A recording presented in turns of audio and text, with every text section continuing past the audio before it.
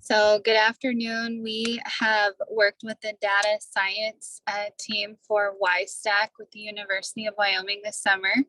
And our focus has been on how students have been impacted by their adaptability to virtual learning. And if you could go to the next slide, please. And I'm Phil Romero, and I wanted to just thank Alicia and Danny for helping us out, and Danny helping us in a tremendous way with the Jupyter portion of it. That was kind of a cumbersome process, and so it was kudos to him. Go ahead, Alicia.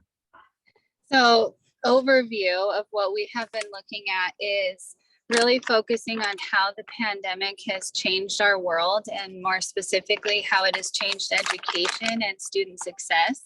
What we found through our research is that a lot of students were not well adapted to the virtual learning environment, and they weren't ready for the shift that took place between an in-person school, an in-person traditional learning experience to a much more independent, self-guided virtual experience.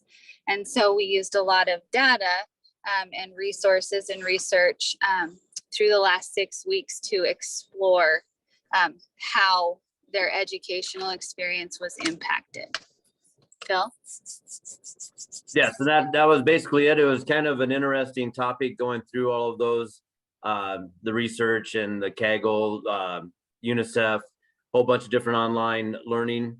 I like the way that we collaborated on Monday and then kind of got everything lined up. Alicia was gung-ho on it. She was pretty much a week ahead and everything, got things completed, which was awesome for me because I kind of just followed suit and everything. And then on our Thursday group meetings, basically then we just made sure everything was online or on check to be able to continue throughout the weekend. All right, next slide. So as Phil said, one of the main sources we used that kind of drove our research was Kaggle. And what we did initially was look through the site to see if there was any data sources or data sets, that really spoke to us and piqued our interest. What we found was we were very interested in the COVID-19 studies and tried to take two main studies and combine them to look at how the pandemic impacted our students. The specific data set that you're seeing here looked at research from a number of different countries and showed that students were not only impacted in terms of lost learning, but that nutrition became a huge separating factor, and connectivity or lack of connectivity became a huge factor in whether or not the students were successful in the virtual learning environment. Next slide. So, and this is just further describing how we use that research from Kaggle to kind of jump off.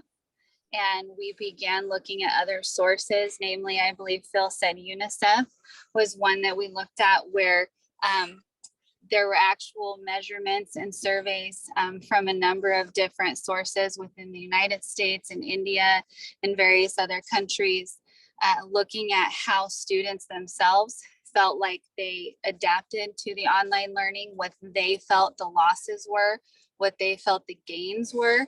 And then later in the surveys and in our research, we found that there was a lot of recommendations to be made after this experience. Phil, do you have anything to add to that? No, on the next slide, I think it will indicate going in there, the Great Divide, just like Alicia mentioned, is that we were looking at the positive and negative aspects of it. And unfortunately, this was a new thing that came in, and it did cause a little chasm there of students not being able to get a great education. So basically on this slide, it talks about like the Great Divide according to UNICEF. It's talking about like 31% of the school children worldwide cannot be reached by remote learning programs. That's something that I found very interesting through the study, is that some students were learning by radio or by television. That kind of just was a mind-boggling aspect for me.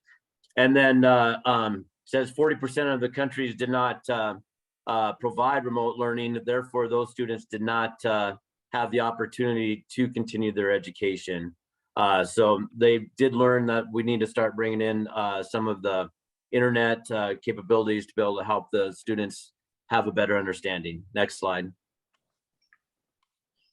And then this one just continues with the Great Divide. They said the wealthier students were better equipped with education. And that's also just because of the fact that they had the means to be able to continue with their internet, those sources, whereas the more poor or poverty-stricken students, they didn't have that opportunity. And so it kind of indicated that I think we talked about how it fell upon the parents. And so parent involvement was very, very important. And that basically if parents weren't as involved, therefore the students' education declined as well because they weren't on top of them. So it kind of just breaks it down, talking about 27% point reduction if students did not have the proper education and everything. And the diagram over there talks about the difference between the poor and the wealthy with internet connection. Next slide. So our main takeaways from this is that this pandemic was new and taught us a lot about our educational system and ourselves. We know now that remote learning programs need to be designed to be more accessible to all students. And these vital importance will have education systems stronger and more robust and can enrich learning opportunities for all children. And then there's a notable difference between schooling and learning. As the global learning crisis can attest, it's not just a number of years that a child spends in school that counts. Even more important is the quality of education and a conducive learning environment. So conducive, sorry, conducive learning environment. Next slide. And basically these are our resources that we ended up using. And like I said, it was a great experience because we fed off of each other, and Danny was a great help. Alicia, do you have anything to add? No, I think you pretty much covered it. And I agree that this has been a really great learning experience. And I know that we both gained certain things that we can take back to our classroom, and the lessons that we've already started planning, I know will help our students as they kind of heal from the COVID-19 pandemic and the losses that have occurred in that 2-year span. All right, well, thank you.